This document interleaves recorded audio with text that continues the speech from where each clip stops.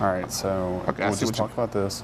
Okay, that's fine. Yeah, I'm okay with that. All right, you good? I'm pretty good. All Let's right, get go ahead and this- start the let's get time. this We'll just episode get this started right in here. Hey guys, hey, what's up? Hey, what's up, hey, brother? What's happening? what's up, It's good to see you. Good to see buddy? you. What's up? Hey, what's up, Bob? I just got to do the weather. Right, you guys? You're not doing this right now, are you?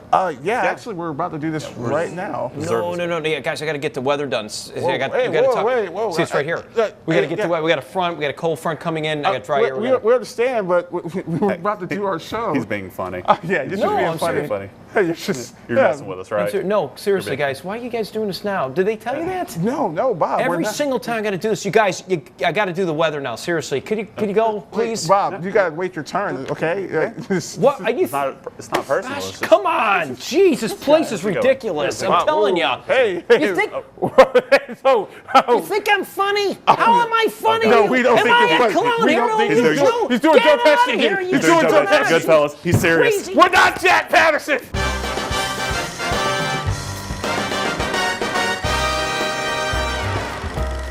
Good afternoon, good evening, good night, whatever time you're watching this. It's a good day. Hopefully it is. I can't stop wooing. I know you can because there's an exciting week coming up. I'm Christopher Gates. I'm Peyton Fretwell. Thank you for watching What to Watch on, well, you see the It's right number there. right there. Read. And so, Peyton, this is a really big week. Huge week. We are excited. It's finally almost here. I know you already got your tickets for Captain America Civil War. Oh my God, I can't wait. It's already getting great reviews. Yes. It's going to be a huge movie. Yes. Everyone and their grandmother is in it. Grandma Iron Man, Grandma Captain America, Grandma fighting it out. Ant-Man. This is great. Grandma This is Ant-Man. great. This is great. This is, I mean, That I know should we be said its own movie. It should really be its own movie. Just Grandma Avengers. The Grandma Avengers, I would pay money for that. If I can have a graphic with Grandma Avengers, I'll put that up there. But if not, just imagine it. It'll be fantastic. They would be like, I thought this was the original Civil War. and sold. I'm okay with that.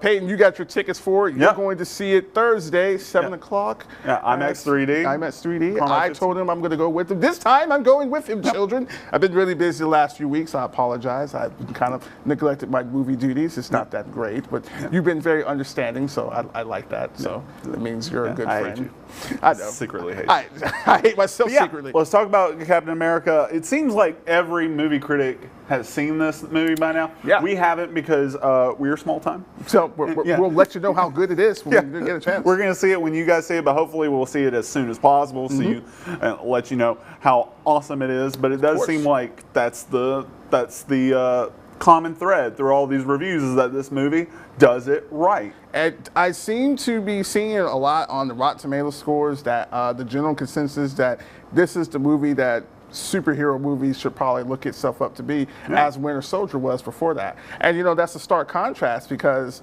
not too long ago we were sitting here excited about Batman v Superman, and We all saw albeit- that turned out. Yeah, but you know, this movie, it seems to be living up to the potential that a lot of people really have been talking about.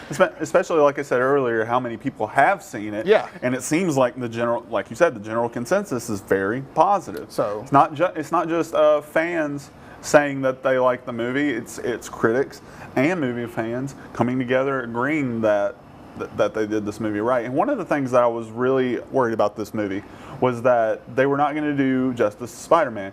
We've been burned so many times with Spider-Man. We've had, what, 5 movies We've had so many Spider-Man within the last movies. 7 years? I mean, that character, he's seen 2 reboots within the last 7 years. 2 to 10 actors. years. We had one guy who was a good Spider-Man, but a bad Peter Parker. Then we had one beautiful Peter Parker who was a great Spider-Man. I call Andrew Garfield the beautiful Peter Parker because I didn't feel bad for him at all. I was like, you look like Andrew Garfield. I don't feel bad for you at all. The only thing, even as bad as his hair was, it Yeah. was still like, dude, you're Andrew Garfield. Like, Yeah. how bad it is. And Sally Mae is your aunt. I mean, not Sally Mae. Sally Fields is his aunt. And he got to date Emma Stone, which was spiteful Thank you. again. At least Tobey Maguire had to deal with Kirsten Dunst going, hey, you remember that time I was in Melancholia? And he was like, yeah, that was like the one good movie you were in. That's it. Well, that's not fair. Interview with a Vampire was really good. Yeah, but she was 10. She was like 8 in that movie. Yeah, all of us are great actors when we're 8, 9, 10 years old. Act like a kid. Okay. Now act like a kid some more. since you brought that subject up, not about the interview with the vampire, but Spider-Man itself, that's one thing I've heard. Tom Holland's performance as Spider-Man, as people are saying, this is the closest iteration of a Spider-Man that people want from comic books that we have seen. So it was really I'm good looking to forward see, to that. Yeah, it was really good to see that it went past the hey everybody. The scene that we saw when it was revealed Spider-Man was like, I was worried that was the cool scene for Spider-Man, and that the rest he was just going to get buried under the weight of it. And then Black Panther they apparently got right. A lot of people are talking about Black Panther's right, which is good for me because I mean, I hate to say it, but the Avengers is kind of a white fest. So it's great. Really? I did never notice. A lot of white superheroes. Never noticed that before. I'm glad that they're bringing. It's Scarlet Witch. A lot of white guys, a lot of white women. So I'm glad to see that they're bringing some diversity in it, and Black Panther being one of the more strange characters. You know, he's a king of a made-up African country. It's just kind of, I was interested to see how they brought him into the universe. They've apparently done a really good job with him. I'm surprised because, especially for those who've seen the last Avengers movie, Age of Ultron, the scene when they go to Wakanda. That's the scene where Black Panther's character is from. And I actually thought, like, oh, wow, is he going to make an appearance in this movie? And he doesn't. They go to Wakanda, they mess up Wakanda, and Black Panther is nowhere. But you got to think that they bring that in. That's what, I would say that I would assume Civil War probably has that aspect in it. So that's definitely one of the elements that I am really looking forward to. His performance, and not to be outdone, even the other characters, you still got Scarlet Witch character coming back. I can't think of her name right now. Elizabeth Olsen. Thank you. One of the Olsen, the good Olsen that's out right now. The one that doesn't have an eating disorder.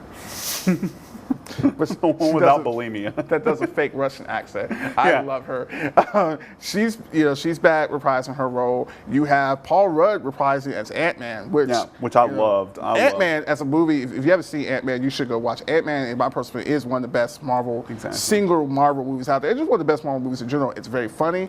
It has a really good storyline to it, and the character himself is very interesting. I was never really a big Ant-Man person. I knew of the character, but I wasn't. And that's another thing too. I'll even admit I was never really a big Captain America fan, but Chris Evans' version of Captain America and how he's portraying him, he's done such an excellent job with it. Chris Evans definitely brings a whole lot to the role, but I definitely want to give kudos to the Russo brothers for really bringing, or grounding rather, this character. Well, like you said beforehand, wasn't that interesting, and they brought that seriousness to Winter Soldier, and it sounds like they really brought the seriousness to Civil War. Russo brothers also directed this film, and going forward with the Marvel Cinematic Universe, it's going to be really cool seeing how they treat Thanos and the Infinity War. That they're also going to be directing the third Avengers movie. They are. Yeah, and it's nice to see that all of these characters won't harm their ability to tell stories, because you got to think with all the movies coming out in between Civil War and the third Avengers movie, there's going to be even more characters to deal with. There will be. Not even to mention the Netflix. The Netflix TV series. If they're even involved at all. That would be amazing if they were to put them all together. Oh, that would just make it amazing, especially with Agents of S.H.I.E.L.D. Series, that getting more serious, then becoming the Inhumans, and that going towards that direction. But you got another Guardians movie that will come out during that time. The third Thor movie. Shot here in beautiful good old Georgia. Thanks, Nathan Deal. And even Doctor Strange movie, which brings in the mystical, magical elements that that we talked about, that you mentioned before in previous episodes, that hasn't been seen.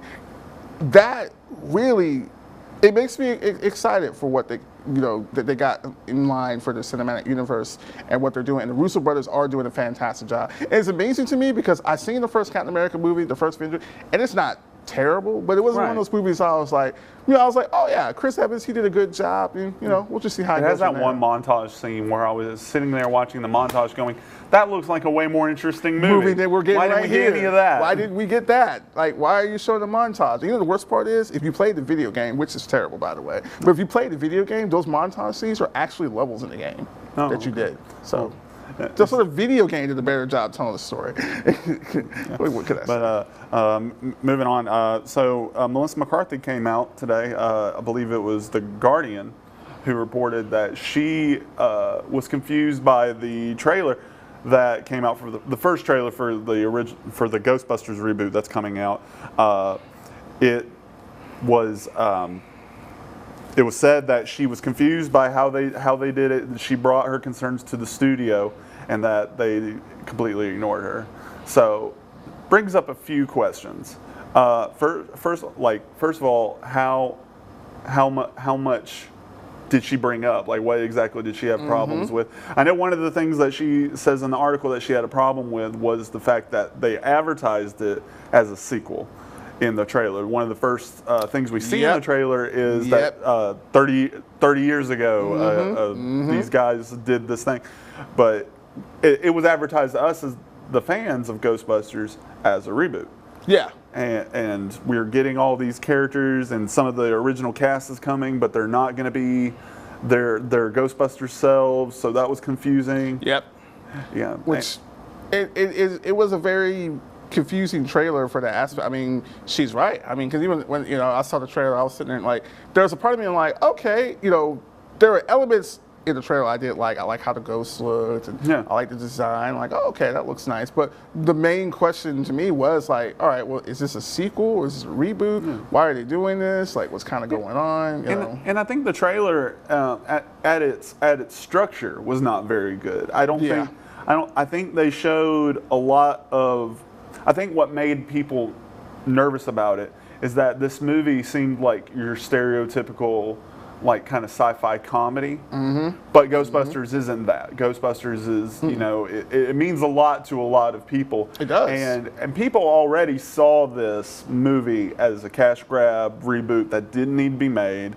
And I'm one of them. I'll be honest with you. I am in a sense one of them. So yeah. Yeah. So, and I didn't really grow up with Ghostbusters, so I can't really speak. I like the movies, but I didn't really get the full nostalgia of Ghostbusters. I think they're great movies. But I was interested to see what Paul Feig did with these not with these characters, but with this universe. Oh yeah. And seeing what he did with these characters. And I didn't really so much mind the all-female cast. Oh, no. A lot of people online, online people. People. You people are the best. Yeah. You just a bunch of stellar people out there. Yeah, you're great. Nobody comments on our videos, so we can say whatever we want. Yeah, all 3 views we get. Thank you. But keep adding, all 3 of you. But seeing the animosity toward the female cast really makes you appreciate like the ability to go, okay, we're going to do this with this beloved franchise, and we're going to take a risk by doing it. I was excited. I was going, okay, if they're going to take all these chances, then they must have a really strong script. Yeah. And then the trailer came out. Yeah. And I was like, oh, it doesn't look very good. Yeah. A lot of the jokes were flat. They had Chris Hemsworth in there, who was kind of shoehorned in there. Yeah, I was like, why? Okay, why is he there? So, is this why you're missing Civil War? Yeah. Because you're in Ghostbusters. Like, why? Nice choice. Yeah. So no, it does worry me, and it worries me that it worries Melissa McCarthy as well. Somebody who's in the movie probably is, if not one of the heavy supporting cast members, she's definitely one of the leads. Well, I mean, she is definitely one of the leads in that movie, and probably one of the main reasons why a lot of people would go see her, Kristen Wiig, and just because of the Ghostbusters name brand. It is a very alarming fact that even herself. And the sad part is she's not the first person to really come out and say like, yeah, I don't know what the studio was thinking of that trailer. Simon Pegg did the same thing with Star Trek Beyond. He was like, that trailer they showed was it's not that great. And we haven't seen anything else from Ghostbusters since. There's some other movies. A third Turtles trailer just dropped today. Yeah. And it's just, it's just 1:30, similar to the other ones, but it shows off more of the movie, and you get a better sense of what that movie is about. I'm kind of torn in between, because there's a part of me where I saw that first trailer and I was like, I see the tone, I see where they're going, and I'm like kind of like, it's like a part of me was like, it's what I was afraid it was going to be, but then there's still the part of me that's like, I'm intrigued enough to go see it, but hearing her talk about like, yeah, that trailer was confusing, it does bring a lot of alarms to those who were already skeptical. Right, and it really kind of brings up like, what's the job of a movie trailer? I mean, obviously you don't want to spoil the whole movie, exactly, which is becoming a problem now. I feel like teaser trailers are now, AKA trailers who don't spoil the movie. Yeah, because they're basically. 2 minutes long now. You're like, this is supposed to be a teaser. Doctor Strange, all Batman v Superman trailers. Exactly. And we got, what, 4 or 5 of those. And Yeah. then, but no, what you're also supposed to do with a trailer is you're supposed to get, I get it from a marketing standpoint, you have to make people want to go see this movie. I get it. You spent a lot of money, you paid a lot of people a lot of money to make this movie. You want a return on your investment. So naturally you have to make a trailer that appeals to the widest audience. So I get a lot of the choices that they make, but what you also want to do is you want to convey the tone of the movie in the trailer. Yeah. It's kind of that line. You want to give as much you want to make it as exciting as possible without harming the product. Exactly. But if you kind of shoot yourself in the foot by making a trailer like Ghostbusters, if this movie, like Melissa McCarthy and Simon Pegg are claiming with Star Trek Beyond, if they are in fact different tonally than the trailers seem to make them out to be, then that is a failure on the marketing team or the people who make the trailers for the production company. That is a failure on their part. It is, and it is sad too because, like you said before, listen, these people who do the marketing, those who are doing these movies, they're not oblivious. They're not blind to people's comments. They read the same Reddit comments and online comments that we read, that everyone else reads on forums and blogs and all that sort of stuff. And so when you see people already have an idea in their head and it's not a good idea, when you release something, you want to be like, okay, people think this. We need to release something to change their perception. They failed on their part to do that because the perception was like, it's a cheap cash grab. This movie's not going to be that well. They shouldn't do an all-female cast. Whatever. That's what everyone keeps talking about. They don't like a certain character this or certain actress that.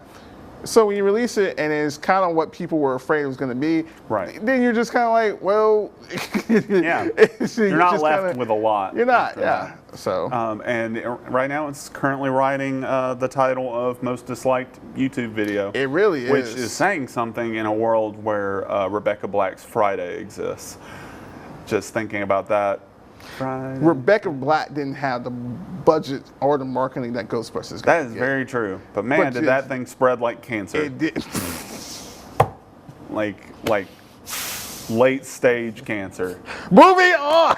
Moving on. Speaking of things that are heavily disliked, like all female Ghostbusters and cancer, this movie we're about to talk about, I was like, is this what cancer is like? Because we were talking about one of the writers of Dragon Ball Evolution. Oh no. Came out today. He wrote an open letter to he wrote an open letter to all fans of Dragon Ball that he is sorry about Dragon Ball Evolution for writing it 7 years after the movie was released. Like, man, you could not have been more timely with that. We had all forgotten about Dragon Ball Evolution. We're trying to put it in the past, and here he is stirring up bad memories. Like, I'm sorry about it. And we were like, we forgave you a long time ago. That didn't affect us at all. But man, this movie is a heaping garbage pile. You know what? I'm a sad part is, and I never sat down and watched the movie completely, but it's hard for me to sometimes forgive with certain things. Like, as much as George Clooney has done, I still can't forgive him for Batman and Robin. It's hard. I know it wasn't his fault. No. But I still blame you, Mr. Clooney. But to the Dragon Ball Evolution writer, yeah, that's wow. That is just. He said in the letter that he went at writing the movie not knowing anything about Dragon Ball. First of all, red flag. Why hire a person to write a Dragon Ball movie when you don't know anything about Dragon Ball? Just saying. And then he said he was a businessman going at it from that point of view. It was a job to him. And I get that. You know, there are a lot of, you know, I get the business. Writers go from movie to movie. They work, you know, they have to write for a living. It's true. And you know, sometimes that means writing a movie that you don't particularly have a lot of passion for. Yeah, that's very true. But when you have a huge, a lot of things were wrong with Dragon Ball Evolution, but they definitely had a budget for that movie. Oh, they did. They definitely could have made a serviceable Dragon Ball film with the budget that they had. And could have made some sequels to it too. Exactly, if it had it done well. But they kind of nixed themselves with that. because he made he didn't do any research in this movie. He just kind of wrote a story that and let me say this. If this movie wasn't a Dragon Ball movie, let's say you name it something else, like whiny spiky-haired kid goes to school, because that's the plot. That he's not lying. It is. Yeah, and he shoots farts out of his hands, because that's what he does. He like air bends. No, don't even talk about that movie. Yeah, we'll go one dumpster fire at a time. But if you had named it a completely different movie, this movie's still bad. Yes. It's still a bad movie Thank you. if you take out any Dragon Ball remnants of it. But when you attach the Dragon Ball name, it's an insult to all the people who have followed Dragon Ball, Dragon Ball Z, Dragon Ball GT even for years. I mean, how old is that anime now? It's way over 20 years now. I think it's like 25, 30 almost. See, I think it debuted 85, 86. So Yeah, it's in the 30-year plus range. Right. So for a franchise to be that popular, that's not just Dragon Z. Ball. Yeah. For a franchise to be that popular for that long, you have to have a passionate fan base. Of course. And then to just kind of make this throwaway movie, that's heartbreaking. And I'm glad that you said that too, about how bad the movie is, whether it has the Dragon Ball name or not. Yeah. Because a lot of times, you have these movies. I'm for one. Going back to like the Marvel movies, they're not 100%. Civil War is not 100% like the Civil War comic book that came out about 10 years ago. But it looks like it's a good movie. You can make something good even if it doesn't follow 100% the source material. But bad is just bad, and that's the problem. That was the problem with Dragon Ball Evolution. It's just a bad movie. Yeah. It's not just a bad. Just slapping Dragon Ball on it, like you said, is a disservice and it's a slap in the face. Because now you're like, oh wow, now this is a bad Dragon Ball movie, but you just made a bad movie and a bad Dragon Ball movie, and that's the case too. Yeah. Like I said, I have not seen it all the way through. I've actually seen How could you? I've seen it on, I think, FX, and I was watching it. And I was like, nah, I'm good. And it's just completely, not even just from DBZ point of view, just as a movie, it just wasn't entertaining to me. Yeah, It just wasn't. like I said, to slap Dragon Ball Z on it, it doesn't do any good. And I felt like when this script was written, someone should have been like, hey, this movie's gonna make a lot of people really mad. And then that also, on a topical note, with the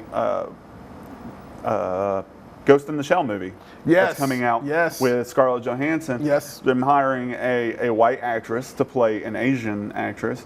A lot of people in uproar for people, whitewashing these Asian properties, these anime properties.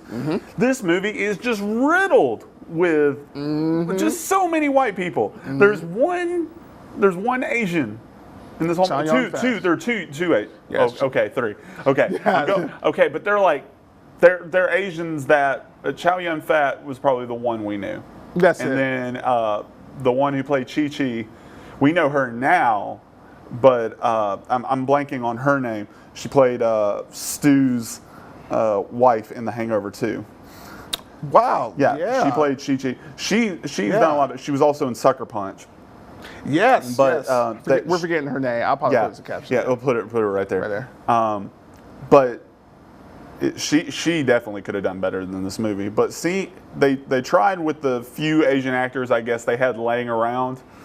I'm assuming they lay around in their spare time. They're just like, we found one. All right, let's just take them. It's like that crane game. Up here we go. Yeah, because I mean they seem to not have any because they don't use them.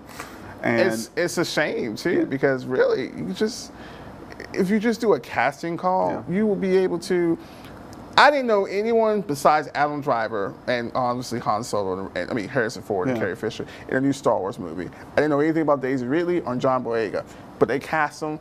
They're fantastic. You could do the same thing. You can find great talent, and you can make them to well-known names. You don't have to take. You can plug them into these big franchises, and it can work as long as you have a good script. Yes, that's it. And that really speaks to and I wish it was as easy as blaming just the writer.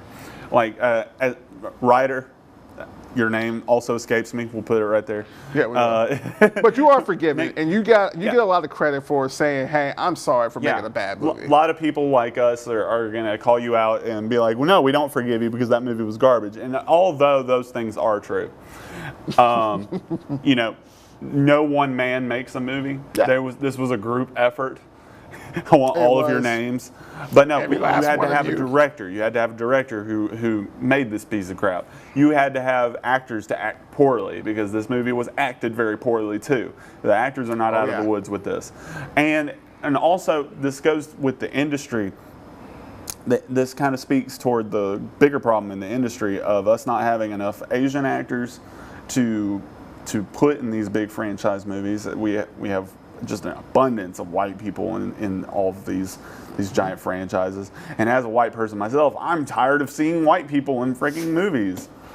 Can we get someone else? Can you just dim the lights down a little bit? Yeah, just something. and it's frustrating to see. And then and not just white actors, white directors, white cinematographers. Well, that's the other thing I noticed that some of the bigger budget movies are coming out. Like the Wonder Woman has a female director, Patty Jenkins. Yeah. That's a nice change of space.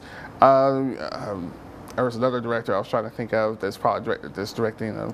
The guy who did the Creed movie. He did Fruitvale Station. Yeah. His name has escaped me at the moment. But we're just on point with the names today, aren't we? It's been a long day, but it's okay. We did trivia earlier today. Our brains are just fried. We did. He did well. I missed like 8/4 of it. But, yeah. But 8/4. That's 2. That's a math is hard. I get it. 8/4 is 2, though. No, you're right. I just don't have anything to respond to that. It's okay. Hey, I hate you. No. But getting back to it, yeah, this pattern word is. The fact of the matter is that, yeah, it is nice to see more diversity in both the acting and behind the scenes, the people that kind of doing stuff. Because when you do that, it can make for a better movie. It can make for better quality. And that's why in a lot of sense that these movies that come out and that don't have these actors like Eddie Redmayne, he's becoming big movie star now after winning a few Academy Awards. Because of his acting ability, the movies he started in. Before then, I don't think people really knew who he was. Yeah. But once he started, what was it, Danish Girl and the Theory of Everything, and seeing how well he's doing, and now he's going to be in the Fantastic Beasts and Where They Come From movie. That's probably going to be his big mainstream movie that will get him out there. It's good to see that. It's good to see these actors that can come into place and do these roles. I like when you can just take people who are particularly good for the movie and they can play the role. They don't have to be well known. You don't have to get a Scarlett Johansson. You don't have to get a Chris Hemsworth. You don't have to get a number of these people. They're like, yes, we have to fit this movie for this person, for this actor or actress. No, just write a good script, make a good movie. These studios when they make a property like a Ghost in the Shell or Dragon Ball's Evolution, Dragon Ball. Neo Genesis, I don't know whatever dumb subtitle you add to it. That's a good one, though. Dragon Ball Neo Genesis, patent pending. But they need to actually look at these properties like how Marvel's been viewing all of their superheroes. Yes. You need to actually know what you're talking about so that you don't insult the fan base. Exactly. Because that ruins anybody can just make a crap movie. Like anybody can just make a big crap movie with a few $1 million. Exactly. And just do terrible. But it takes real work to sit there and go, okay, what makes this franchise special? What do the fans like about this property, this IP? And they just missed the mark completely with Dragon Ball. They not only changed a few things, they changed fundamental things. Yeah, the whole storyline that would make the show. So made the anime and the manga.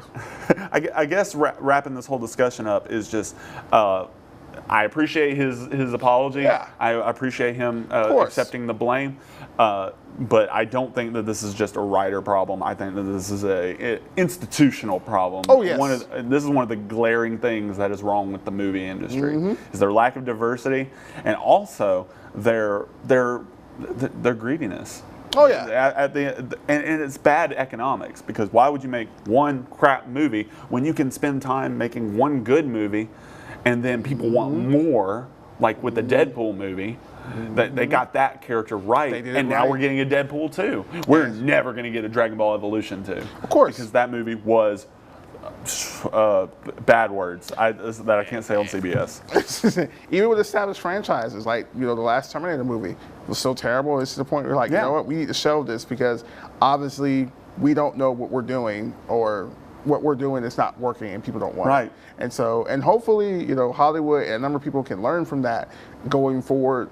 If they ever make another live action Dragon Ball movie, they can look at that one and say, okay, let's take pen and paper. This is everything they did wrong. We're not going to do this again, ever again. I agree. If you like this video and you want to see more, you can check out the rest of our videos on our YouTube page at What to Watch. Those words are capitalized, one word. There's also a screenshot that'll be up too. Definitely. Check that out. Leave a like and subscribe to our channel. It's super awesome. You can also go to WRBL.com. You can click on the Watch tab and go down and check out What to Watch right there for all the latest episodes as well. You can also check it out on social media at Facebook, at Twitter, even at Instagram at What to Watch. Also, What to Watch on Facebook. You can tweet at us, like us on social media, and check out all the little crazy antics that we do. It's a social media smorgasbord. It is. Hey, it's so did delicious. you know that smorgasbord has a D at the end and not a G? It is not a smorgasbord like I have been pronouncing it for the past 23 years. I did not know that. Did you know that I don't care? Oh. I tried to teach you something. It's just... Well, I'm hungry, so I can't learn anything. You're always hungry, so when will you ever care? Because look at me!